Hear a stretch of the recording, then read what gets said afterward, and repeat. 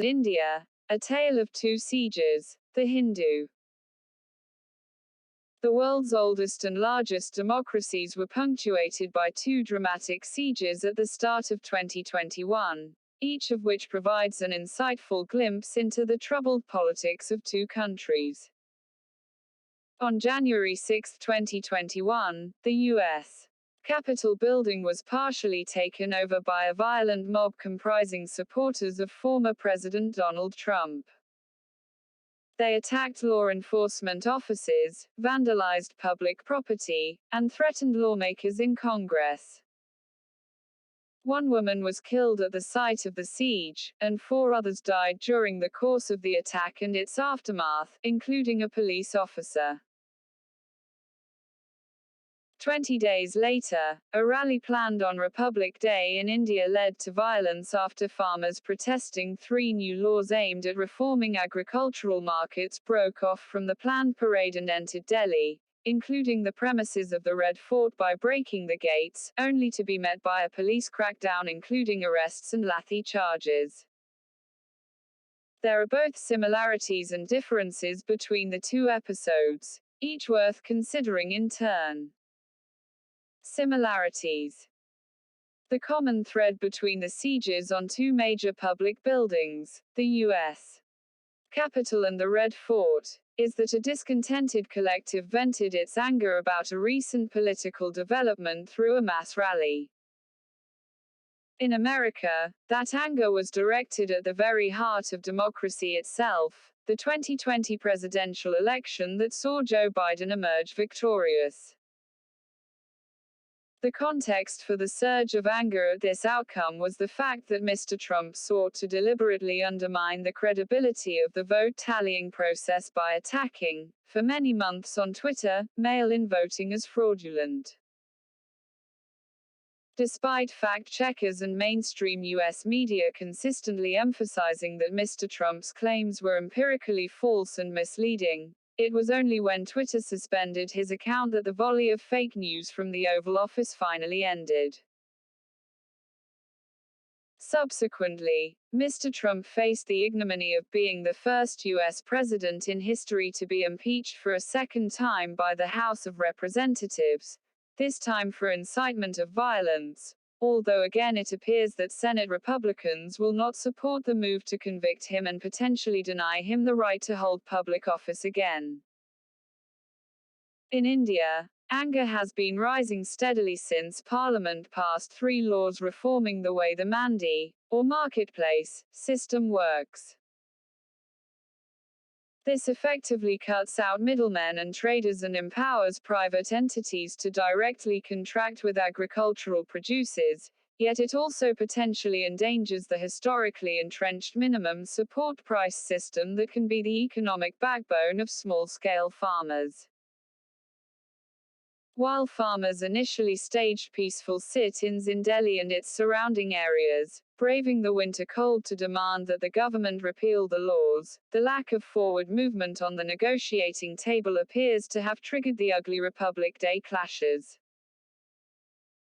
A second similarity across the two sieges is the emergence of disturbing images on social media, showing a darker side of the mass rallies, a propensity for targeted or planned violence. In the case of the Capitol building, one member of the invading mob was seen holding zip ties, implying a threat to the lives of lawmakers in the building, should they have been captured by the mob. Law enforcement discovered a truck filled with guns and bombs near the site of the attack.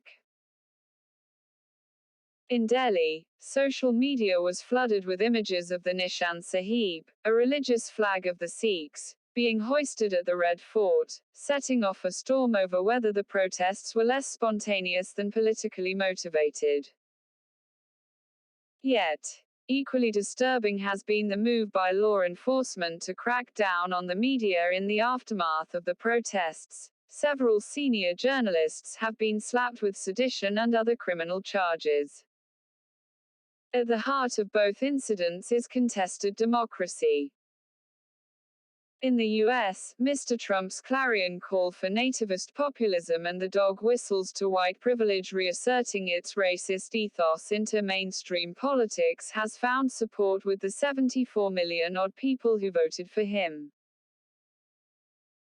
Despite Mr. Biden's convincing victory, the US remains deeply divided over the vision of its future, a fact that will continue to haunt its politics for decades to come, impacting everything from economic protectionism to women's reproductive rights. In India, contrarily, politics has tipped sharply over the past decade towards the saffron world view of the Bharatiya Janata Party, and its brute force majority in parliament has empowered the government with the ability to refashion major policy paradigms as per this vision. Yet the farm laws protest shows that there is another India, the India of the poor, the lower castes and classes, which will not be silenced by majoritarian politics. Even if we grant that to an extent there might have been political motives behind the farm law protests, that still shows that pockets of resistance to the government's laissez-faire or neoliberal economic policy leanings will continue to make their voices heard. The same could be said of those who are excluded from the BJP's homogenizing view of Indian culture. The southern states with the distinctive political and ethnic histories are prominent examples of standout cases in this context. Undermining democracy. In the widest arc of history, democracy has often been about the informal balance of power in societies, usually favoring a religious or racial majority, expressed through formal trappings of democratic practice, principally the institution of elections. As was seen during the rise of fascism in pre-World War Europe, democratic societies are inherently and perennially capable of tipping towards power structures that undermine democracy itself.